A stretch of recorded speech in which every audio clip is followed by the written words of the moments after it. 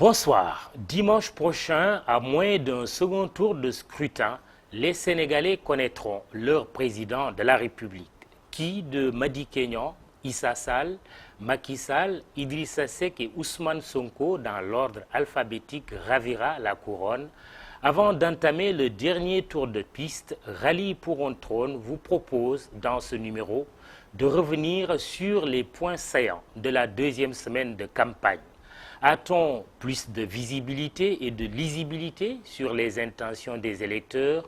Peut-on se hasarder à émettre un pronostic? Difficile exercice auquel nous allons néanmoins convier nos invités de ce soir. Avec l'historien Mbaye Thiam et le journaliste Ibrahima Bakhoum, nous allons jeter un regard sur les 14 jours de campagne électorale. D'emblée, justement, un regard sur la physionomie générale. Mbaye Thiam, déjà, l'historien. Bonjour Mamoudou et bonjour à mon ami et frère Bakhoum, avec lequel j'ai travaillé il y a quelques années déjà, sur une problématique qui nous rattrape d'ailleurs. En 1996, nous avons produit un document, 98 plutôt, pour le gouvernement du Sénégal, sur la problématique de l'accès à l'information. Ces enjeux, ces documents totalement actuels aujourd'hui. Je voudrais le remercier. Cela dit, quand on regarde ce qui se passe aujourd'hui dans notre pays en termes d'actualité, nous préparons la 11e élection présidentielle de notre histoire indépendante. Pour nous, historiens, il y a des observations d'abord de première main qui sont extrêmement importantes. C'est la 11e élection et on n'a pas sauté une seule élection présidentielle.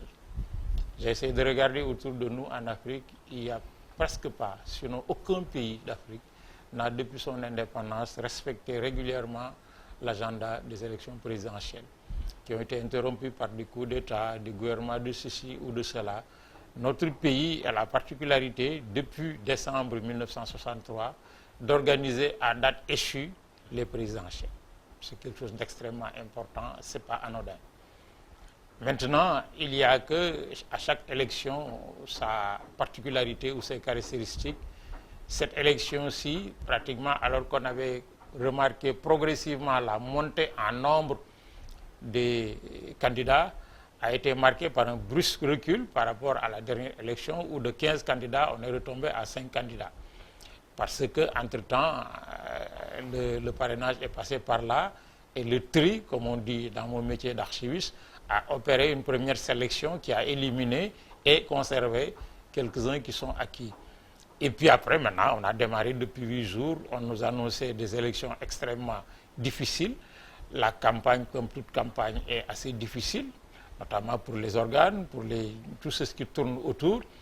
Mais ce qui rebute le plus, qui est une constatation extrêmement forte de ma part, c'est qu'on n'a pas encore la lisibilité, la visibilité des perspectives vers lesquelles on s'en va. En dehors du candidat qui est au pouvoir et qui reconduira plus ou moins la même politique en améliorant ici et rectifiant cela, on n'a pas encore une perspective très claire en termes de rupture, en termes de changement, en termes d'alternative, pour ne pas retomber sur l'éternelle alternance qu'on chante depuis 2000. Les Sénégalais ont besoin qu'on leur dise voilà ce qui se fait en matière d'éducation, voilà ce qui se fait en matière de santé, voilà ce qui se fait en matière d'infrastructure et de tous les autres secteurs de la vie. Moi qui ne suis pas au pouvoir, quand je vais arriver, voilà ce que je vais garder éventuellement, mais voilà surtout ce que je vais changer, de sorte que le changement soit qualitativement meilleur et supérieur pour le pays.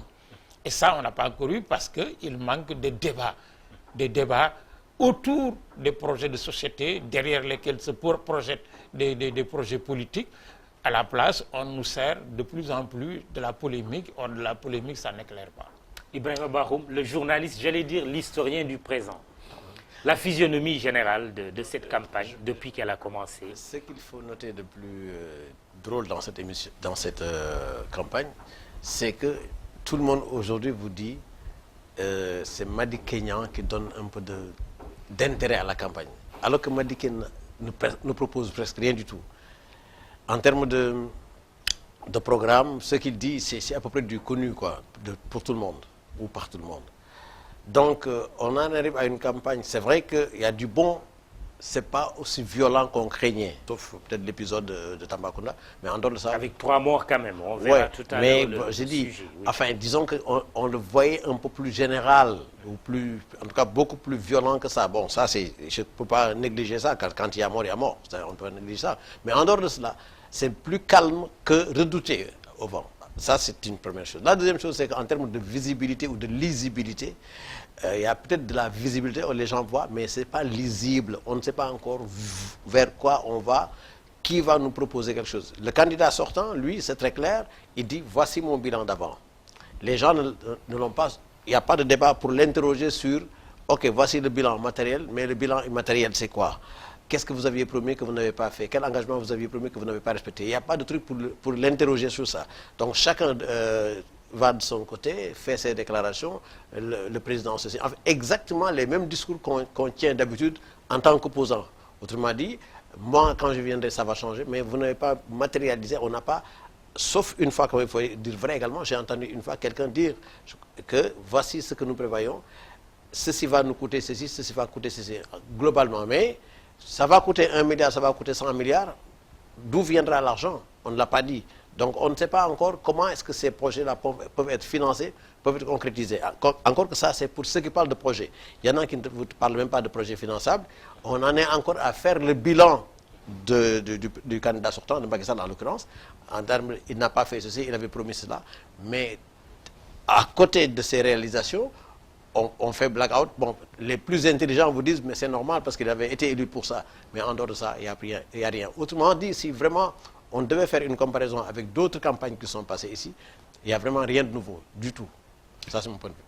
3 morts, des blessés, dont des journalistes, des véhicules incendiés, mais également des arrestations. C'est le décor à Tambacounda, décor des violences intervenues dans la capitale du Sénégal oriental à la suite d'affrontements entre des partisans de la coalition Benno Bokk Yakaar du candidat Macky Sall, président sortant, et des éléments de la garde du candidat du PUR, Issa Sall. Le film de ces événements tragiques avec nos envoyés spéciaux, Baba Ndiaye, Alioune Diagne. Tout est parti d'une querelle d'affichage, souvent déplorée lors de la campagne électorale. Ibou Diop, la première victime, a été poignardée. S'en suivra la mort d'un Jakartaman, marié et père d'un enfant fauché par le cortège de Issa Sall. Une victime collatérale de l'embuscade tendue par des jeunes à hauteur de Boutou, un village dans le département de Tambacounda. Le journaliste de GFM Ibrahima Khalil Sène et Aboulo, le chauffeur d'un des bus qui transporte les journalistes, ont été amenés au poste de santé de Boutou avant d'être évacués à l'hôpital régional de Tambacounda par les sapeurs-pompiers. Un minibus et 3 voitures du cortège du leader du PUR ont été caillassées, puis brûlées par ces jeunes. La caravane du Parti de l'Unité et du Rassemblement devait sillonner Goudiri, Bakel, Kanel et Matam pour la 9e journée de leur campagne électorale. Les activités sont suspendues jusqu'à nouvel ordre. Une conférence de presse est prévue ce mercredi pour actualiser. La maison qui abritait des journalistes et certains responsables du PUR incendiés. Les voisins, venus à la rescousse, ont limité les dégâts, s'activant à éteindre le feu. Et aux dernières nouvelles, 24 gardes du corps du candidat du PUR ont été déférés au parquet et seront jugés probablement dans la semaine. Il y a également le commissaire de Tambacounda qui a été relevé de ses fonctions. On reste avec vous d'abord, Ibrahima Bakhoum. Votre commentaire quand même de ces événements tragiques. 3 morts, le bilan est quand même lourd. Un mort, c'est déjà de trop. C'est déjà trop. Un mort, c'est déjà trop. Rien que du sang versé, même un blessé, c'est beaucoup trop. Alors donc, vous dire que quand ça arrive dans des situations comme ça, une guerre d'affiches comme on l'appelle, qu'on arrive à des morts, c'est trop. Le Sénégal a jusqu'à maintenant réussi à éviter cela, même si effectivement on a eu l'épisode de 2012, encore dans d'autres circonstances, mais comme ceci, dans une même ville, de l'intérieur, des morts comme ça, et puis filmer de cette manière-là, c'est très très dur à voir et ça ne fait pas le Sénégal. Et j'ai lu de la presse étrangère, effectivement, où il y a presque de la raillerie, quoi, en disant que bon, le Sénégal maintenant on arrive à devenir un pays africain. Et puis le bus des journalistes oui, attaqués, là aussi, et nos reporters étaient dans ce bus. Quelques jours auparavant, si vous permettez, il y a une de nos consoeurs, enfin jeune consoeur quand même, qui m'avait interpellé en me disant que tel candidat a son bus de campagne dans lequel voyagent les journalistes, mais enfin à bord duquel voyagent les journalistes, mais avec la mention un tel président, enfin pour ne pas son coprésident. J'ai dit l'idéal eût été autre chose que quelqu'un veuille donner un bus aux journalistes, je comprends, oui. Mais surtout il ne faut pas mettre le nom du candidat. Les journalistes ne peuvent pas porter les couleurs d'un candidat. Il aurait simplement suffi dans ce cas précis de dire presse, c'est tout. Si vous estimez que c'est vous qui avez fait voyager les journalistes, c'est la presse embarquée, d'accord? Mais ne les mettez pas en situation d'être comme si c'était une partie de votre caravane. C'est une partie de votre caravane, mais ce n'est pas une partie de vos militants. Vous les exposez. Vous les exposez. Et c'est exactement, je le disais 3 jours auparavant, avant cette histoire de Tambacounda, j'ai dit à la journaliste qui est dans une autre télévision, je lui ai dit, l'idéal, c'est qu'on puisse prêter un bus aux journalistes, mais qu'on mette seulement presse. En plus, les journalistes n'ont pas apporté les couleurs d'un candidat. Et alors, justement, d'avoir fait ça, ça donne l'impression qu'ils portent les couleurs d'un candidat, et c'est malheureux ce qui est arrivé. Mbaye Thiam, quand vous interrogez l'histoire, ce bilan de 3 morts à Tambacounda, bon, c'est l'un des les bilans les moins lourds. En 1963, l'État avait annoncé 40 morts et l'opposition 70. Donc ça veut dire que le chiffre était bien au-dessus de 43. Les dernières élections, on a compté une dizaine de morts, sinon une quinzaine, avant d'arriver à l'élection proprement dite. Et entre les deux, pratiquement, il y a eu toujours cela. Et on oublie quand même des accidents très mortels aussi. Hein. Des gendarmes. Oui, des gendarmes, 4 gendarmes et d'autres qui étaient impliqués personnes civiles. Dans le jeu électoral. Mais moi, j'ai tendance à distinguer deux situations, même si c'est dans le même magma. La première, c'est les incidents entre les politiques. Ça, moi, j'ai vu venir, je n'ai jamais souhaité du tout, mais j'ai vu venir. Je me disais bien que, avec le discours ambiant, avec les modes de fonctionnement et tout ce qui a précédé, notamment autour de la période de la sélection, on ne pouvait pas ne pas tomber sur des incidents. Maintenant, est-ce que les incidents peuvent aller jusqu'à mort d'homme? Ça, personne ne peut le souhaiter et personne ne peut le prévoir. La deuxième chose la plus grave, c'est l'attaque contre le bus des journalistes. Et ce n'est pas la première fois. Lors des dernières élections présidentielles passées, le bus d'un candidat, Idrissa Seck, pour ne pas le nommer, a été attaqué.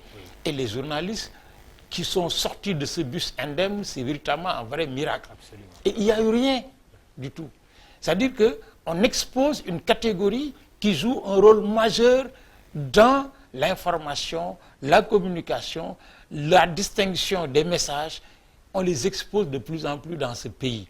Et on les expose doublement. On les expose parce que on les confond avec les délégations des candidats. Ils n'en font pas partie. Ils font leur métier. Ils travaillent pendant la campagne électorale. Et la deuxième chose, c'est qu'on les expose du fait que les groupes avec lesquels ils travaillent, il me semble, soit n'ont pas les moyens, soit n'ont pas prévu de les prendre en charge pour les sauvegarder. Et ça, c'est pas bon. Mais ce qu'on découvre aussi, Mbaye Thiam, c'est que les candidats, les politiques sont armés. On a découvert quand même des armes blanches. Ce jeune Ibrahima Diop, son âme a été poignardé. On découvre des gourdins. Mamoudou, la veille de l'incident, moi j'ai regardé la télévision comme beaucoup de Sénégalais le soir et j'ai vu des gros bras autour des candidats, mais avec des armes blanches. Si je l'ai vu, c'est parce que les autorités chargées de la sécurité aussi ont vu. Et peut-être même des armes à feu. Des armes, sûrement. Oui. Mais au moins, des armes à feu, des armes blanches. Parce que le garçon qui a été tué le premier, mais c'est un poignard qui l'a tué. Et pendant les films qu'on a diffusés tout à l'heure, quand on regarde bien, la plupart des gros bras qui entourent les candidats, ils ont des machettes et des poignards à cran. Or ça, on ne peut pas l'accepter dans un pays comme le Sénégal. On peut le faire nulle part ailleurs, encore plus ici.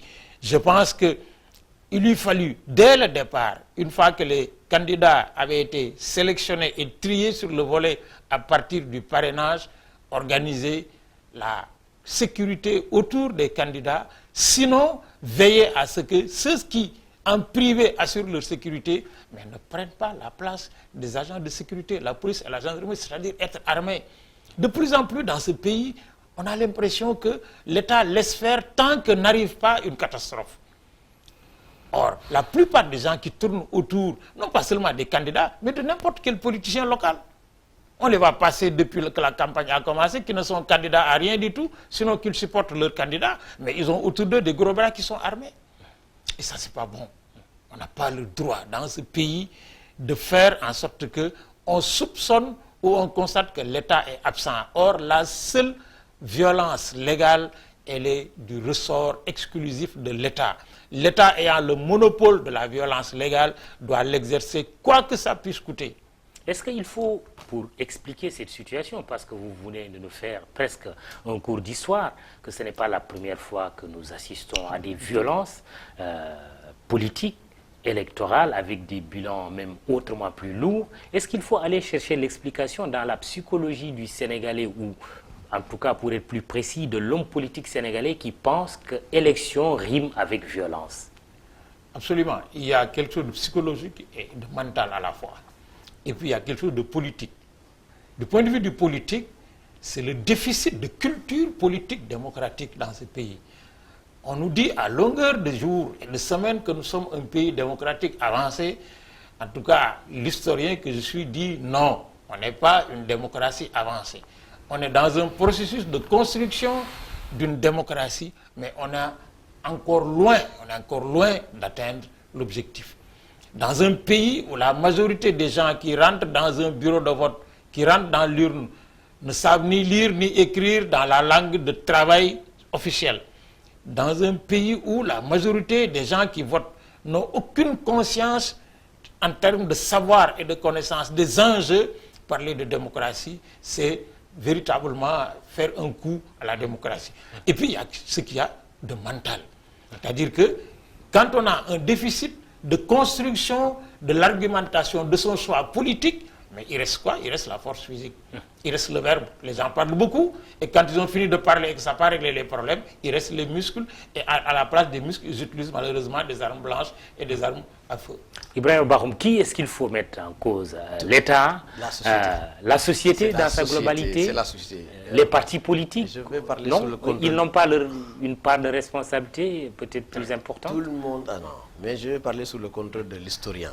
C'est encore beaucoup plus loin que cela. Vous savez, prenons simplement l'oralité qu'il a convoquée tantôt. Quand nous sommes dans une société orale, c'est le support. Mais quel est le contenu? C'est le contenu du khahar. Les Wolofs savent ce que khahar veut dire. C'est vraiment une forme d'agressivité qui s'exprime peut-être à l'occasion des cérémonies de mariage, etc. Bon, ce discours est violent, entre guillemets, amicalement violent. Je ne sais pas si on peut le dire comme ça, mais il est très violent. Donc les Sénégalais ont porté ça sur l'espace public ou dans l'espace public avec des politiques, comme il a dit, ayant des gens autour d'eux qui n'ont aucune culture politique, et ça c'est un minimum pour dire simplement qu'ils n'ont aucune culture de rien du tout, et cela, on leur donne la parole. Et aujourd'hui, l'espace public est encore plus accessible, et plus on va passez-moi l'expression, en gueule, mieux ça va. Alors ce sont à ces gens-là qu'on donne la parole. Mais si nous interrogeons la société sénégalaise, nous nous rendons compte que depuis très longtemps, effectivement, il y a eu cette violence sur le champ politique. Ça n'a pas commencé, même avant 1963, comme il dit, peut-être il y a eu ça, mais surtout de 1963 à maintenant, je ne sache pas qu'il y ait eu une seule élection au Sénégal où il n'y a pas eu ces questions de crise, ces questions de débat. Et on rappelle aussi dans cette adversité politique les 16 policiers tués sur les allées centenaires. On est en plein mois de février, c'était en 1994. Ça, c'est l'extrême. Mais avant ça, déjà, en 1988, regardez 1988, qu'est-ce qui s'est passé? À un moment donné, plus personne n'osait même porter, il y a un certain candidat, plus personne n'osait porter les vêtements de ce candidat-là, parce que dans la rue, il n'y a fait que ça, c'était très violent. Et donc, à ce moment, les gens, et je crois que c'était la première expérience, je peux me tromper, des calots bleus, ou alors les calots bleus du PDS sont venus après, mais en réaction à la violence contre laquelle ils ne pouvaient rien. Mais plus loin encore, Mbaye Thiam, vous vous souvenez, je ne sais pas si ça existait partout au Sénégal, mais nous à Kaolack on a connu ça, ce qu'on appelait les comités d'action. C'était un truc national Du Parti social. du Parti social, De l'UPS. de l'UPS, l'Union progressiste sénégalaise, donc l'ancienne UPS, qui utilisait des gens qu'on armait, qu'on faisait venir des villages ou parfois même de la ville, on leur donnait à manger, on les regroupait quelque part, armés de gourdins et autres, pour casser du gréviste, pour casser de l'étudiant, pour casser des élèves. C'était ça. Donc, pourquoi? Parce qu'il n'y avait pas encore le GMI comme ça, qui est venu plus tard. Donc, déjà, à ce moment-là, on a habitué les gens à castagne, comme on dit vraiment, à se battre avec des trucs. Non pas à se battre, mais à les bastonner, parce que ce n'est pas la même chose. Pour se battre, il faut être deux. Il n'y en a qu'un qui était armé par l'État, pour aller évidemment casser du gréviste. Ça, c'est une chose. Certains, donc, ont pris cette culture de être payé pour aller battre, non pas battre campagne, mais pour aller battre l'autre par de gourdins. Je pense que depuis lors, cette affaire est restée et ça a continué jusqu'au moment où certains ont entré dans l'espace public. On pensait que c'est ça qui vous permet d'arriver à quelque chose, de réussir, parce qu'on vous donne de l'argent pour cela. Évidemment, on a fait la culture de la violence, on l'a installée à partir du discours, et le discours maintenant s'est transformé en parole l'expression du par des muscles. Très bien. Mbaïtiam, on est presque à mi-chemin de cette émission. Il y a quand même la réaction de l'État. Le commissaire de Tambacounda a été relevé de ses fonctions.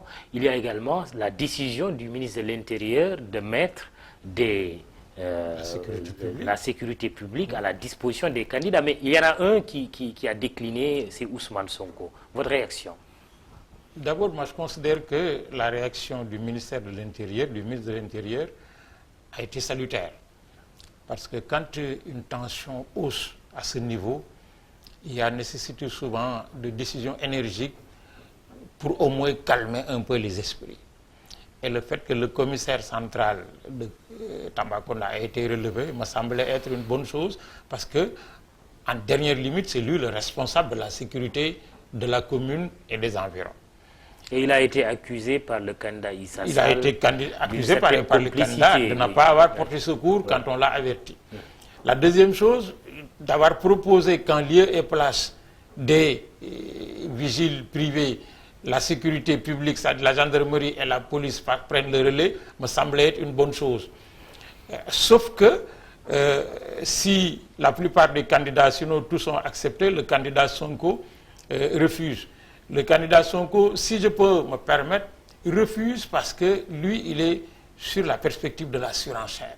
Il faut qu'il se soit à la gauche de tout le monde, ça participe de sa stratégie. Il a raison, il a tort. Je ne pense pas qu'il ait raison. Je ne pense pas qu'il ait raison parce qu'il va s'isoler davantage par rapport à cela, mais sûrement que les dividendes politiques au sens électoral qu'il en attend lui semblent être plus importants que la sécurité autour de lui. Mais ça, c'est son problème. Il dit que c'est une question de confiance. Oui, mais de toute façon, dans tous les cas de figure, on peut ne pas avoir faire confiance au ministre de l'Intérieur, mais le ministre de l'Intérieur, c'est un pion sur un échiquier. L'État est toujours là. La question, moi, je pense que c'est plutôt de la stratégie politique. C'est-à-dire qu'au jour d'aujourd'hui, Sonko est en train de se positionner pour, à défaut de gagner les élections, apparaître au lendemain des élections comme l'opposant numéro 1. Et pour ce faire, il faut qu'il double tous ces gens-là qui ont été sur la place politique avant lui depuis toujours et qui se mettent à l'extrémité en termes d'agressivité, de surenchère. Et ça participe de la stratégie. Ibrahim Bahoum, votre avis sur ce c'est sa sujet? stratégie, Oui. effectivement, de se dire, s'il ne gagne pas, au moins être un des principaux opposants, pour ne pas dire le principal opposant de celui qui va venir prochainement. Il est encore jeune, il a le temps devant lui, c'est un calcul qu'il fait.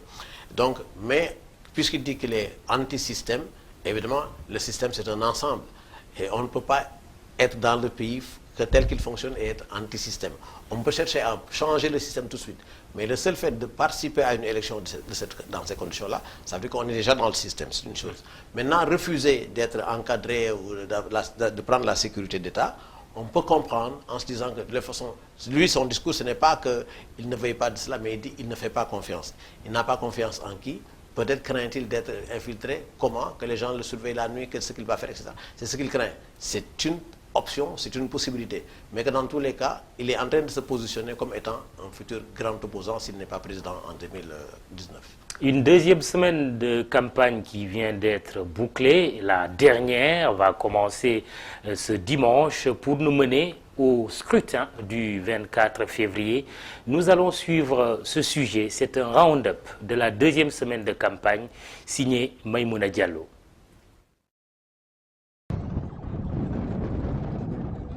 Le rallye en est à son étape course-poursuite. Les routes et pistes du sud-est et du bassin arachidier ont entendu vrombir les moteurs des gros cylindrés. La région naturelle de la Casamance a été particulièrement chouchoutée par les candidats durant cette deuxième semaine de campagne. Le roi d'Oussouye a assisté au défilé de certains prétendants à la magistrature suprême. À tous, il a réservé un accueil chaleureux et à tous, il a envoyé des prières. Le candidat de la coalition Benno Bokk Yakaar a eu droit à de fortes mobilisations dans le Fouladou et le Pakao. Et c'est ici qu'il a lancé une promesse à destination des Sénégalais et des Africains. En 2035, le Sénégal sera la lumière de l'Afrique, s'est-il écrié. À Bignona, il s'est félicité de la stabilité retrouvée et du désenclavement en cours de cette partie du pays. La caravane de la coalition Benno Bokk Yakaar s'est dirigée ensuite sur Kaolack, Sokone ou encore Foundiougne. Un retour sur les terres natales qui a fortement ému le candidat sortant, au point qu'il a déclaré cette terre définitivement sienne. Cette mobilisation exceptionnelle. Le candidat de la coalition Idy 2019 a lui remonté l'axe Tambacounda-Ziguinchor. Avec le chemin de fer, Tamba sera un carrefour pour notre interconnexion avec la sous-région, une porte vers la CEDEAO, a-t-il martelé. Idrissa Seck à Goudiri s'est permis de draguer les immigrés. Sur les terres de la Casamance, il a aussi pris l'engagement d'œuvrer pour une paix définitive. Pour redresser la région, l'ancien Premier ministre promet de mettre sur pied une plateforme industrielle et logistique de transformation des produits naturels locaux pour booster l'emploi des jeunes.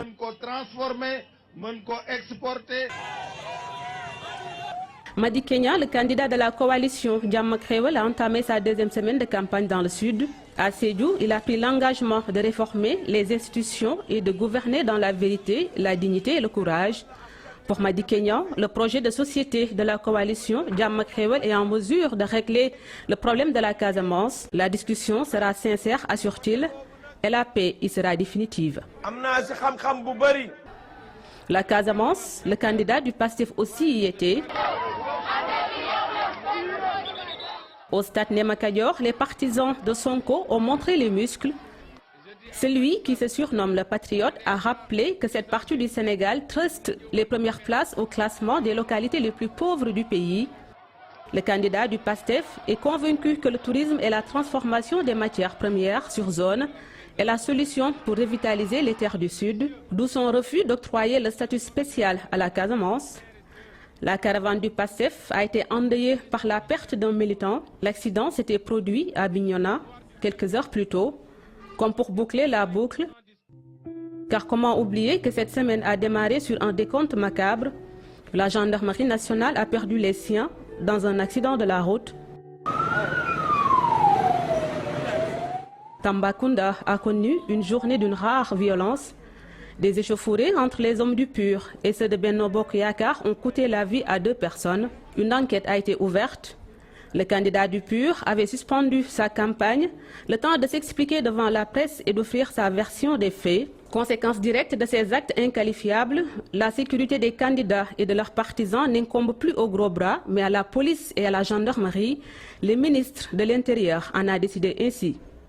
Comment oublier aussi que la presse a été attaquée durant ce lundi noir, des scènes qui nous rappellent à tous que ce métier est dangereux. Deuxième semaine de campagne, nous venons de voir les images, mais avant de parler des candidats, parlons d'un non-candidat, l'ancien président Abdoulaye Wade, qui a fait des déclarations, pour ne pas dire réitérer des déclarations appelant tantôt à brûler les cartes d'électeurs, tantôt à brûler les bureaux de vote ou les bulletins de vote. Est-ce que cela vous fait craindre des dérives, des violences le jour du scrutin? En tout cas, la perspective la plus probable, c'est qu'il y ait des incidents. Sous quelle forme, où, personne ne peut le dire. Parce qu'il cache son jeu sous la manche, mais le mot d'ordre, il est très clair. Même si par ailleurs, il y a, du point de vue de la proclamation du mot d'ordre, une maladresse criarde. Parce que dire qu'il faut brûler les PV sans violence, mais c'est prendre les gens qui vous écoutent pour les demeurer. Parce que ceux qui sont dans le bureau de vote, ils votent ou ils surveillent le vote. Ceux qui ne veulent pas participer, on ne va pas les laisser calmement arracher les bulletins ou les trucs. En fait, c'est un appel à la violence. quelle que soit la formulation, c'est un appel à la violence. C'est inadmissible.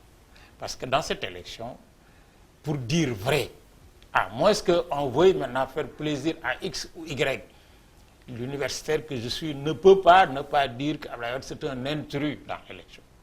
C'est un intrus. Ce n'est pas un 6e candidat. Maintenant, la situation du pays est tellement...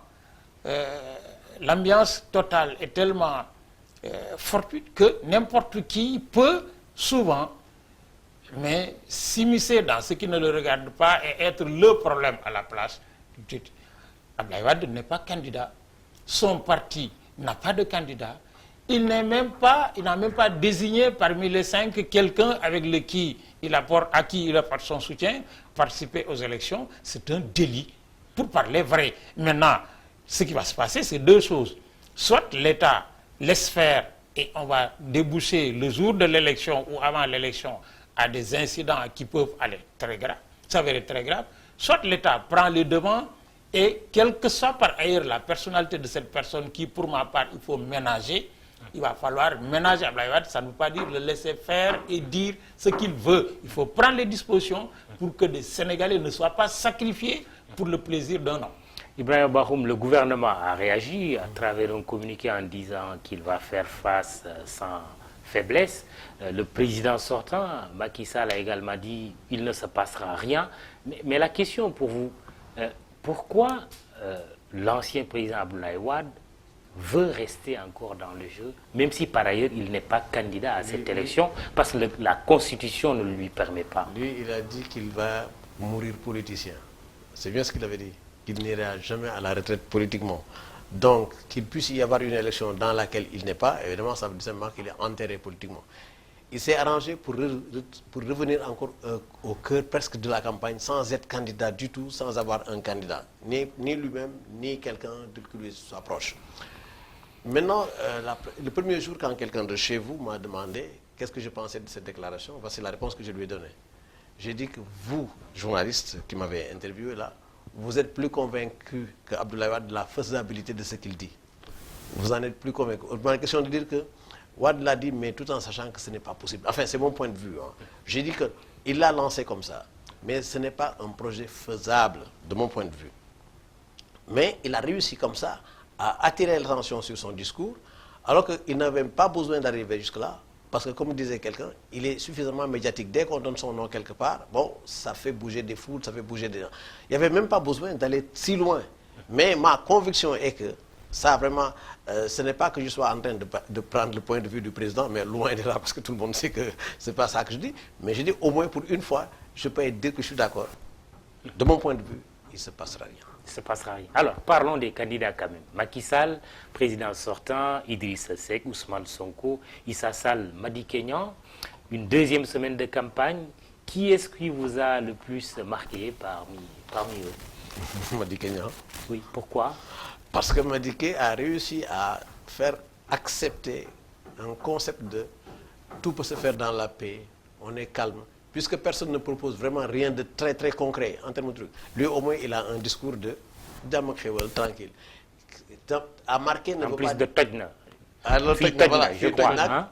etc.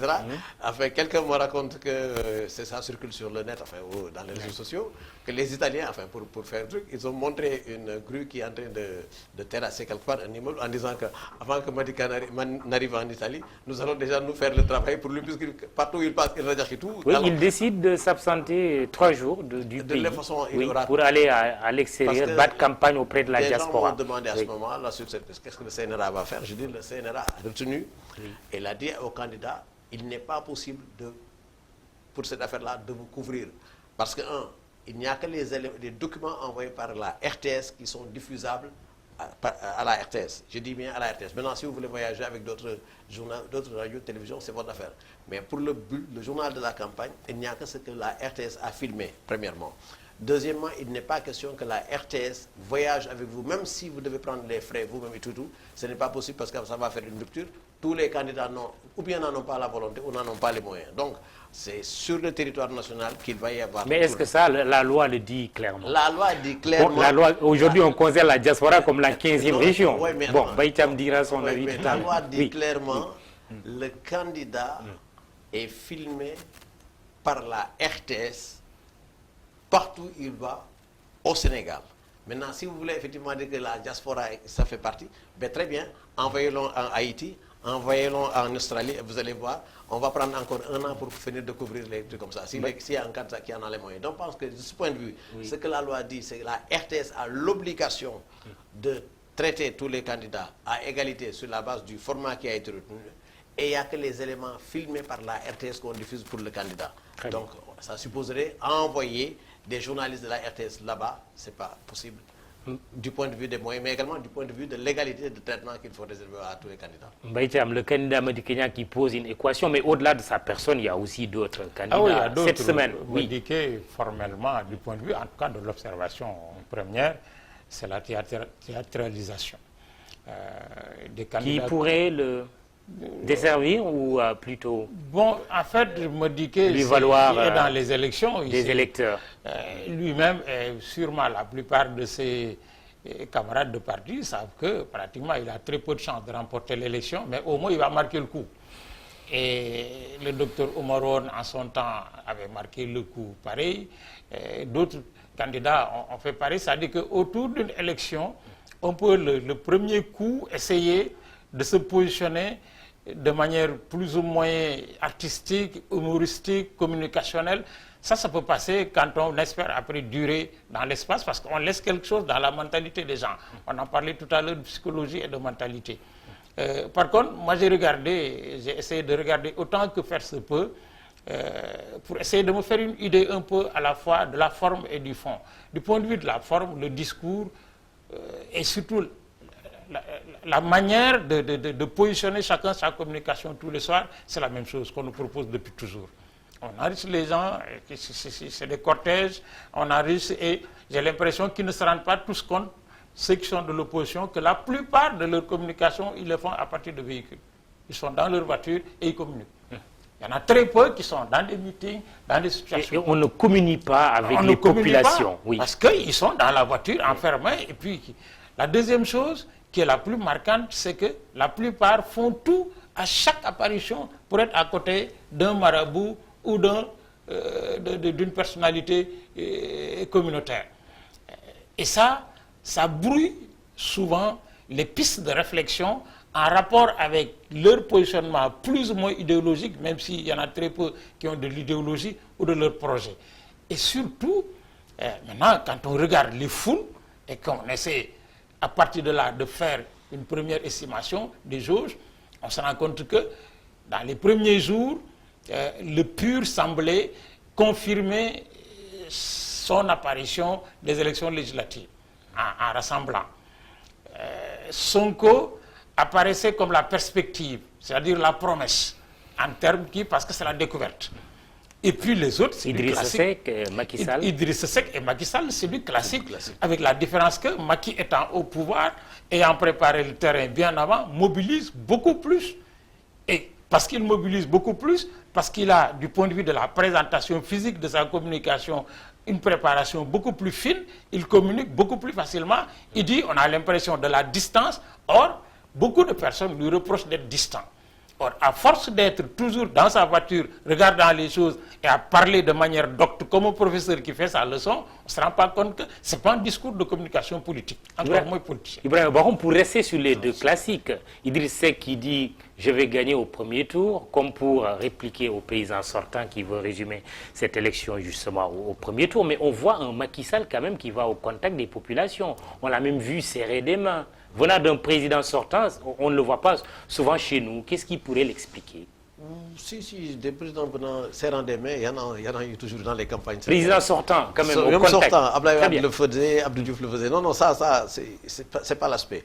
Le truc, ce qu'elle dit sur les foules, moi je dis, si effectivement il était possible d'identifier les personnes, on se rendrait compte que c'est, dans beaucoup de cas, c'est les mêmes qu'on retrouve dans tous les meetings.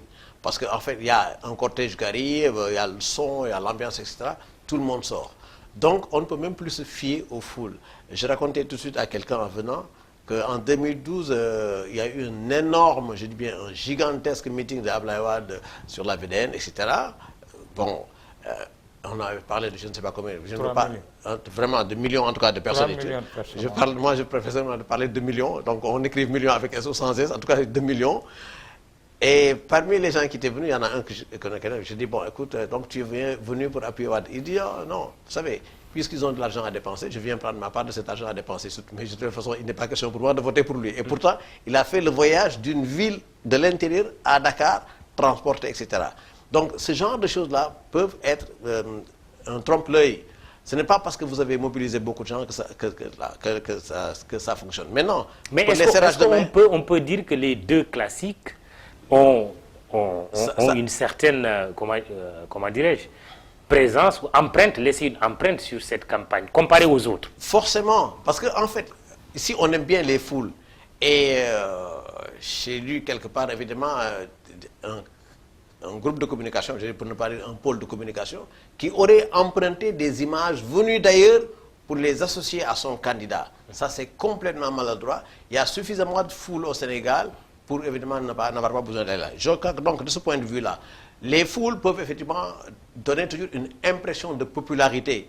Parce qu'en vérité, également, ça compte beaucoup. On dit en politique, il vaut mieux additionner que soustraire. Donc plus il y a de gens, mieux ça vaut et plus rassurant. Si bien que quand l'un des deux, enfin les deux, Macky dit que je vais passer au premier tour, Idriss Seck dit pas que je vais passer au premier tour, le mouvement de foule peut vous donner raison, a priori, quitte après maintenant à ce que la sortie des urnes le confirme. Mais au moins, d'être par exemple comme celui qui brasse à peine quelques centaines de personnes, qui dit que je vais gagner, ce n'est pas très rassurant, ni pour lui, ni pour son camp, ni pour ceux qui le supportent. Donc, il vaut mieux avoir les foules avec soi, ça compte beaucoup. Une fois qu'on les a, le reste maintenant, ça devient de la communication postérieure.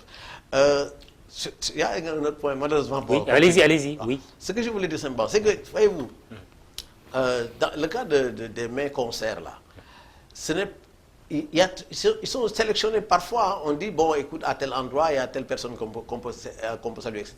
Et on s'arrange pour que ces personnes-là soient à un endroit où le candidat peut les trouver et puis serrer. Ça, c'est des choses qui marchent très fort.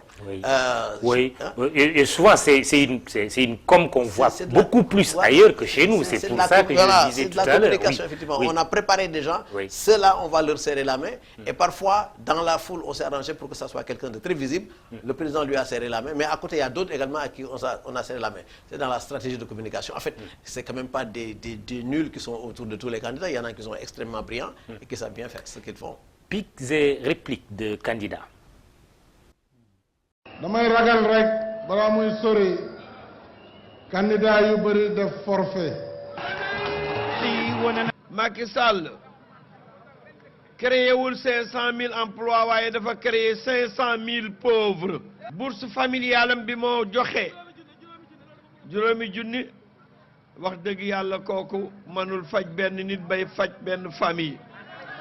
Je ne connais au monde aucun pays où les populations ont choisi le nom du président en exercice pour traduire la détresse, la pauvreté et la dèche.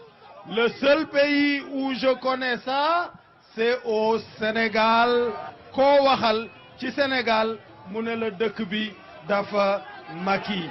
Nos braves mamans ici présentes, nos sœurs et nos frères, nos papas ont tous compris maintenant.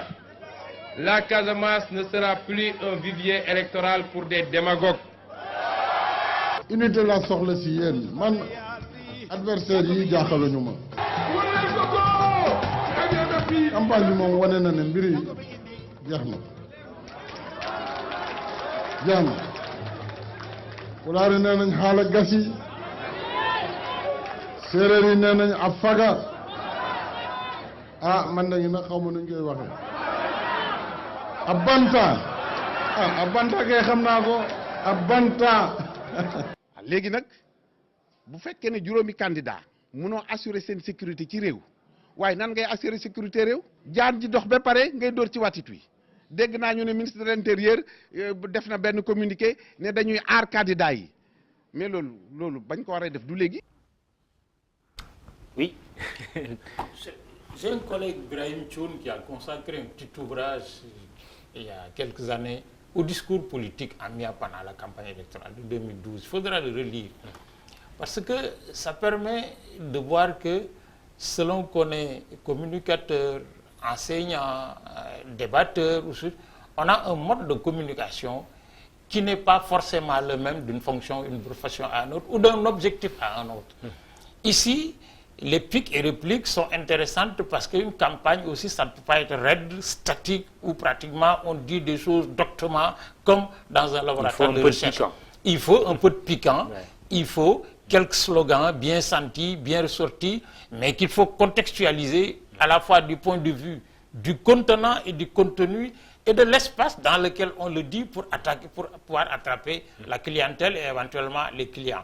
Et ça, malheureusement, ça manque dans notre élection-là, parce que les gens confondent souvent le slogan et le discours politique, ou l'objet politique, ou l'objectif politique. Il y a une espèce de mélange, et on se demande souvent, est-ce que, au moment où ils sortent tous les matins pour aller s'adresser à leur électorat, est-ce qu'il y a une stratégie pensée, réfléchie, la veille et traduite en termes d'objectifs, mais surtout de stratégie et de communication en direction du public.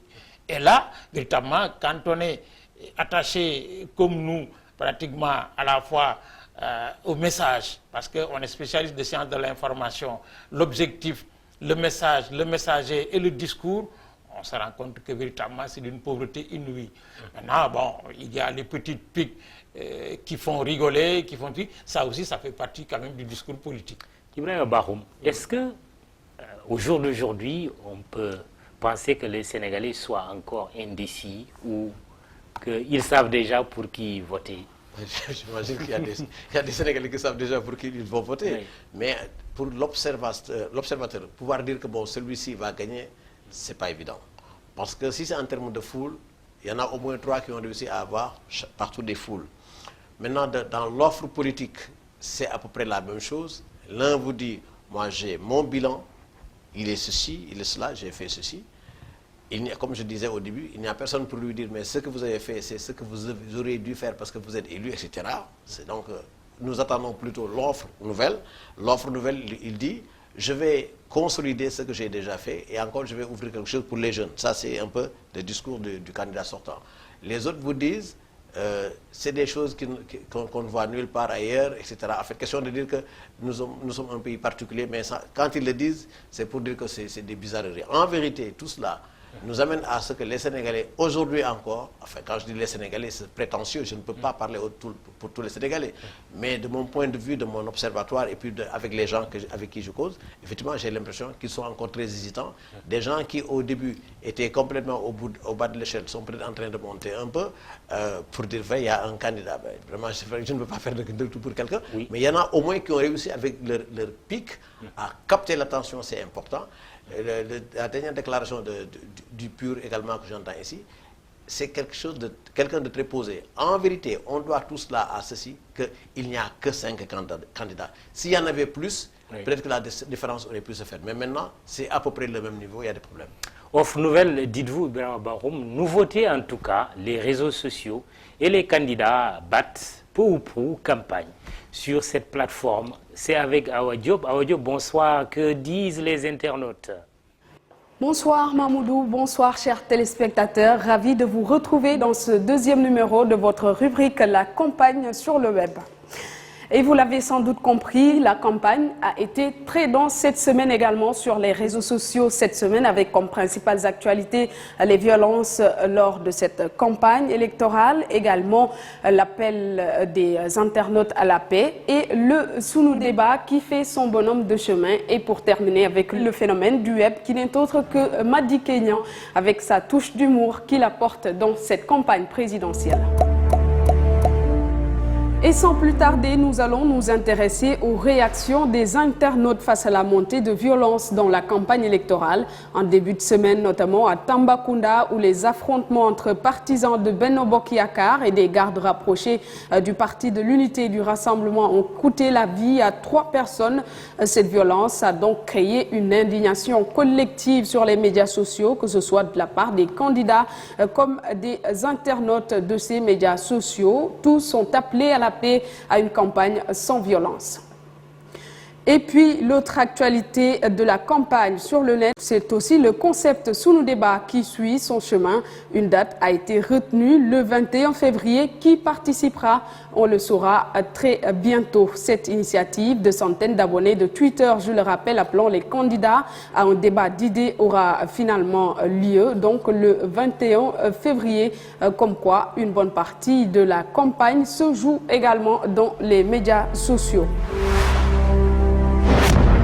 Et enfin, nous parlons du candidat Madi Kenya qui enflamme les réseaux sociaux avec son hashtag TwitterTouch, c'est-à-dire on va exploser Twitter. Ses lives et vidéos hilarantes lui ont valu donc plus d'abonnés et de sympathisants sur ses pages Facebook et Twitter. Plusieurs internautes lui ont signifié leur sympathie et ont même promis de voter pour lui. Sérieux ou pas, nous le saurons le 24 février prochain. Ibrahim Bahoum, faut-il vraiment battre campagne sur les réseaux sociaux? Est-ce que les réseaux sociaux font gagner une élection aujourd'hui? Ça fait mal et ça fait partie aujourd'hui. Et si bien que, regardez, les foules que vous voyez ne sont pas toujours branchées sur les réseaux sociaux. Mais ça influence beaucoup parce que, vous savez, c'est dans les familles également que les choix se font. Et je pense que dans au moins 40% des familles, disons, mais j'exagère, peut-être 30% des familles au Sénégal, il y a des gens qui sont connectés au réseau et les discussions se font dans la maison. Forcément, d'une manière ou d'une autre, ça peut influencer. Donc je pense qu'il ne faut pas négliger ça. Mais alors, pas du tout, ce n'est pas évident. Votre avis, Baïtiam? Vous savez, moi je suis... Baïtiam l'ancien? Oui, parce que oui. Moi, l'Internet et les réseaux sociaux, je connais. C'est moi qui ai créé le premier diplôme en Afrique subsaharienne, entièrement délivré sur Internet, et en 2000, s'il vous plaît. Depuis 2000, la licence et le master de l'EBAD se déroulent sur 40 pays d'Afrique francophone dans le monde, où les étudiants rentrent chez gérants comme ça de Madagascar, il y a quelques semaines pratiquement, pour régler un certain nombre. Donc les réseaux sociaux, l'Internet, c'est comme dirait l'autre, c'est l'auberge espagnole. Chacun n'y trouve que ce qu'il apporte. Moi, je suis certains groupes de discussion sur les réseaux sociaux à propos de la campagne. Quand ça débat vraiment de questions intéressantes, où l'enseignant que je suis, chercheur, en sort souvent après m'être enrichi et en espérant avoir enrichi les gens avec lesquels j'ai changé. Ce n'était pas du genre je suis pour, je suis contre, non, mais échanger pour discuter de l'actualité politique objectivement et tout.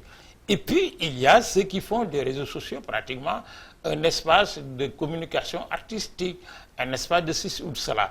Je pense que, malgré tout, il est aujourd'hui extrêmement démontré, bien démontré, que les réseaux sociaux, en tout cas dans les pays connectés, et notre pays est l'un des pays les plus connectés en Afrique subsaharienne, joue quand même un rôle. Mais l'influence des réseaux sociaux sur l'électorat, c'est ça la vraie question. Est-ce que les réseaux sociaux vont influencer l'électorat et à quel niveau? Ibrahim Bahoum dit que oui. Ça dépend de l'espace, parce que c'est l'espace urbain, intellectuel, de famille où l'on discute qui, ça peut influencer. Les réseaux sociaux peuvent influencer. Encore qu'ils dépassent ce qu'on leur montre pour discuter avant de choisir. Mais dans un pays où l'électorat subit fortement la pression religieuse et confrérique, subit fortement la pression ethnique, subit fortement les pressions régionales, et si cela, les réseaux sociaux, il leur reste la portion congrue. Ça existe parce que ça peut faire la différence. Si pratiquement, on se retrouve pratiquement autour d'un électorat dispersé, plus ou moins équitablement entre les différents candidats. Mais même là, le discours des candidats de l'opposition en direction de celui du candidat sortant les met en mauvaise position du point de vue de l'analyse du discours. Mais sauf que tout le monde n'analyse pas le discours. Depuis 6 mois, il nous habitue tous à dire qu'il va voler les élections au premier tour. Ça veut dire qu'il se prépare à la victoire de Macky Sall au premier tour. Il va voler les élections, mais on ne le laissera pas faire. Et ça, du point de vue du discours politique, mais c'est complètement à côté de la plaque pour des gens qui disent « je vais gagner ». On ne peut pas dire mardi, je vais gagner au premier tour, je vais l'amener en ballottage, et le lendemain, mercredi, il va voler pour se déclarer. Ce n'est pas une façon de dire aussi le second tour est inéluctable. Oui, mais quand on dit le second tour est inéluctable, on ne discourt pas sur la probabilité du vote au premier tour. Il y a un problème de cohérence et de conséquence qui détermine une forme de stratégie qu'on adresse globalement à l'électeur pour dire attention, faites en sorte que. Alors que là, ils disent tous, il va voler les élections au premier tour. S'ils le disent et le répètent, ça peut faire dire aux gens qui vont voter à certaines catégories, pas à tous, mais tant qu'à faire, ben, attends, on va voter pour lui puisqu'il va gagner. Et ça participe toujours de ce qu'on disait tout à l'heure. On n'analyse pas aussi finement que cela est nécessaire le discours que l'on adresse aux gens parce qu'on ne mesure pas en retour leur réaction. Surtout dans un pays où, malgré les avancées démocratiques, jusqu'à présent, on interdit les sondages. Oui. Justement, les sondages sont faits, mais leur publication est interdite. Voilà, c'est ça. Les sondages, on peut les faire, mais c'est leur publication qui pose problème. Mais quand c'est le candidat du pouvoir qui est le premier, ou en tout cas qui fait partie de ceux qui violent déjà cette loi, il y a problème. Parce que les sondages, personne ne devrait les publier. On peut les faire. Pour son cas, à l'intérieur. On a entendu Wad, tout le monde fait quand ça. même non-candidat qui a sorti des chiffres même cette semaine. Lui encore, ça on passe. On n'a pas eu l'occasion de lui demander d'où est-ce qu'il les tient. Lui encore, comme dit Kemba Thiam, il n'est dans rien. Mais quand c'est le pouvoir qui commence par ça, qu'il fait lui-même, ça pose problème. C'est-à-dire que personne ne connaît la loi mieux qu'un ancien président. Personne ne connaît la loi mieux qu'un actuel président. Ce n'était pas à faire, et ils le font. Donc, ceux qui disent qu'il va voler les élections, en fait, c'est une réponse à « nous allons gagner au premier tour ». Idrissa Seck avait dit il ne peut y avoir qu'une victoire technique, mais une victoire électorale, ce n'est pas possible pour un premier tour. Peu importe. Donc, maintenant, il dit maintenant que lui aussi... Que finalement, lui-même dit qu'il va gagner au premier tour. C'est pas dans le discours, oui. C'est dans le discours, mais tout ça, ça pose problème. C'est simplement de la surenchère, en fait, qu'on fait. On répond à l'autre qui dit, je vais passer au premier tour. Certains lui disent, si tu passes au premier tour, enfin, si vous passez au premier tour, c'est parce que vous aurez volé. Et puisque vous avez les moyens de voler, évidemment, nous allons tout faire pour donner l'impression que si demain vous gagnez, c'est parce que vous aurez volé. Et première question des internautes. Nous retournons à Awa Diop. Un clic à présent sur le web pour découvrir les questions des internautes, questions de campagne. Nous avons relevé pour cette fois-ci la première question qui a été posée par Madame Beau. Elle demande si la non-participation du président sortant Macky Sall au concept sous débat peut porter préjudice au président Macky Sall. Le journaliste que vous êtes, mais aussi du CNRA. Enfin, je dis toujours aux gens, je ne suis pas du CNRA, je travaille avec le CNRA. Oui. Très bien. Il y a nuance. Oui, d'accord. Oui. Merci beaucoup. En fait, vous savez, débat ou pas débat, je ne suis pas certain que sur un plateau, si on les met tous ensemble, donc ils vont être combien? Les 4, parce que le 5e ne vient pas. Non, le 5e ne vient pas. Oui. Ils vont être 4. Je ne vois pas, sauf à leur donner tellement de temps, je ne vois pas qu'est-ce qu'ils pourraient apporter de nouveau par rapport au débat. Parce que ça veut dire quoi? Que le président de la République, au moins, enfin le président sortant, a les moyens donc de laisser les Sénégalais observer ses adversaires à lui sans que lui-même soit jugé par rapport à sa capacité de réaction, par rapport à quand on l'accuse d'une chose, on ne lui donne pas la possibilité de répondre. Parce que vous savez, sur un débat, moi je dis une chose qui vous concerne, vous avez la possibilité d'apporter la réplique, à ce moment-là, vous pouvez affaiblir ma position. Mais si vous n'êtes pas là, vous ne le ferez pas. Mais tout comme, si je me mets à dire des choses, le Sénégalais lui-même réalise qu'en fait, ça, c'est du déjà entendu, c'est du réchauffé, ça ne servira à rien. Donc, au risque que nous allons arriver à un débat où ce sont les adversaires de Macky Sall eux-mêmes qui vont, entre guillemets, s'entretuer, mais que Macky sera là en observateur, et ça peut lui être un avantage. Ajoutez quand même que Idriss Seck a dit qu'il ne participera pas au débat tant que le président sortant n'y sera pas. On n'a pas une tradition de débat entre le président sortant. Moi, je me rappelle tout jeune ce fameux débat entre Majmoud Diop et Moustapha Niasse à la télévision. C'était les premiers mois de la télévision. C'était une période... En 1978 absolument. Moustapha Niasse, je me souviens que quand, en 2000, nous, enseignants du supérieur, avions décidé, accompagnés par quelques organisations, de faire parler les candidats à la veille des élections, Abdou Diouf avait refusé. Et qu'on a fait parler que Abdoulaye Wade. Nous n'avons pas cette tradition formelle, comme dans certaines démocraties occidentales, où pratiquement on organise des débats entre les candidats. Par contre, le débat qui est proposé en ce moment me semble être à la fois un piège et peut se retourner contre ceux-là même qui se précipitent vers le débat. Parce que s'ils débattent entre eux sans la présence du président de la République candidat sortant, où ils tirent tout sur le président et le président qui n'est pas là, les populations vont arbitrer en disant qu'ils ne sont d'accord sur rien. Parce qu'ils sont tous d'accord au point de se ménager. Pourquoi ils n'ont pas abouti à une candidature unique qu'on nous propose depuis?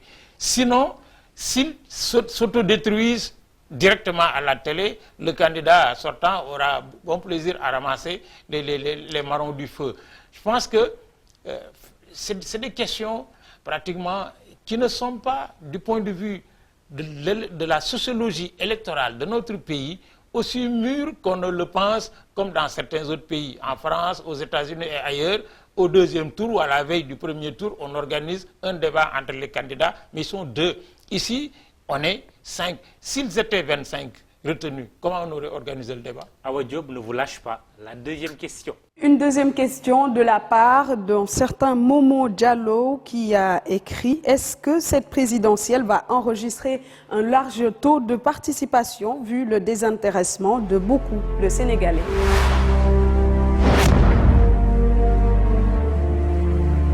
C'était tout pour votre rubrique La campagne sur le web. La suite de Rallye pour un trône, c'est tout de suite avec Mamoudou Ibra Kane et ses invités. Au revoir.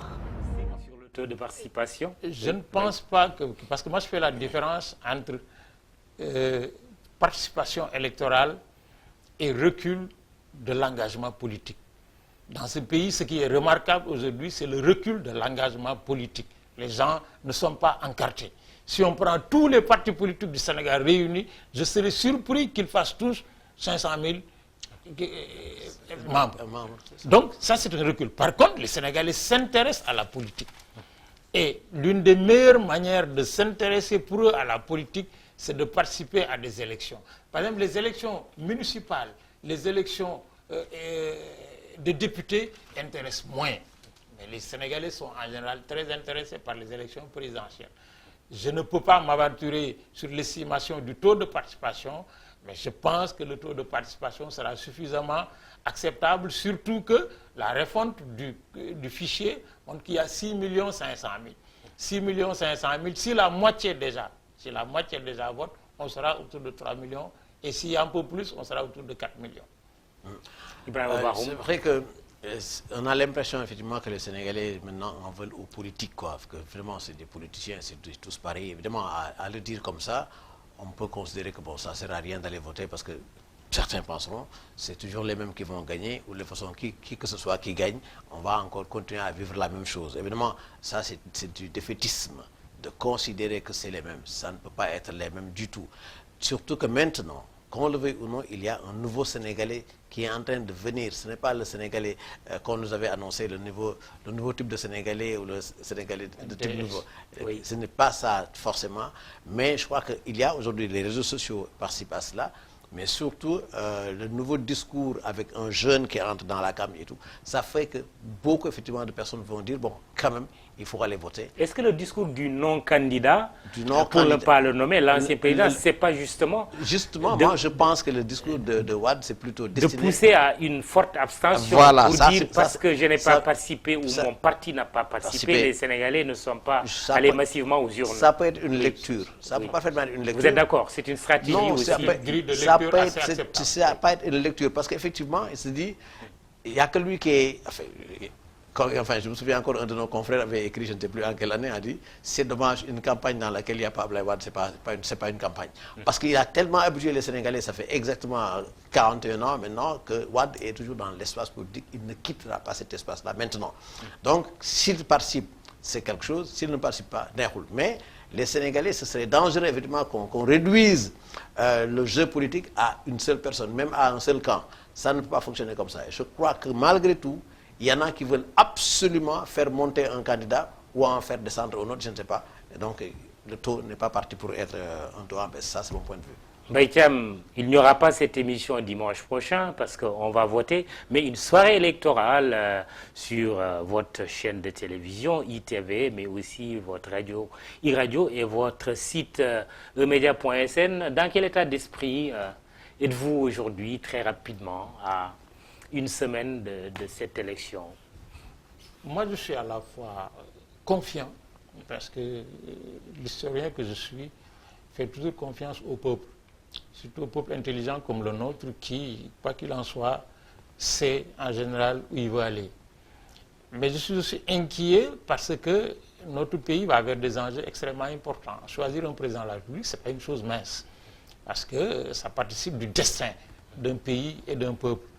Et malheureusement, j'ai l'impression que le paysage politique, c'est-à-dire la classe politique de notre pays, ne reflète pas l'intelligence que devrait avoir toute personne qui est intéressée par les enjeux de notre pays. La mondialisation, aujourd'hui, c'est une réalité contingente. Le sous-développement, quoi qu'on dise, malgré les taux de ceci ou de cela ou d'émergence, c'est des contraintes et des obstacles tellement importants que diriger un pays devrait être considéré de manière beaucoup plus sérieuse, de manière beaucoup plus objective, et que les citoyens aussi, évidemment, ont leur part de responsabilité dans une veille, une vigie permanente autour de la classe politique pour faire en sorte que cette classe ne soit pas polluée pratiquement par des prébendiers et des commerçants pratiquement qui s'occupent de la politique uniquement pour leur intérêt personnel. Inquiet, confiant. Disons que moi je dis, je préfère regarder venir, mais en me disant que de toute façon, nous avons eu une campagne plus ou moins quand même, enfin c'est mon point de vue, hein. J'ai l'impression que cette campagne est plus calme que d'autres. Je peux me tromper, elle est beaucoup plus calme que d'autres, malgré évidemment l'épisode de Tambacounda. Pour le reste c'est calme, ils sont 5 qui se respectent beaucoup, mais surtout parmi les 5, il y en a un qui a réussi au moins à faire un peu de théâtralisation, et ça peut détendre un peu l'atmosphère. Et de ce point de vue-là, on peut penser qu'on peut avoir un dimanche exactement comme celui que nous sommes en train de vivre là. Très bien, merci Mbaye Thiam, Ibrahima Bakhoum. On en a fini aussi avec les réseaux sociaux, avec Awa Diop. Merci, la semaine prochaine. Cette émission sera diffusée vendredi pour faire le bilan de ces 21 jours de campagne électorale. Dimanche prochain, ce sera jour de scrutin. Rallye pour un trône, rédaction en chef Khalifa Diakhaté, réalisation Abdoulaye Ndiaye avec toute l'équipe technique qui l'entoure. Merci de nous avoir regardés. Bonsoir.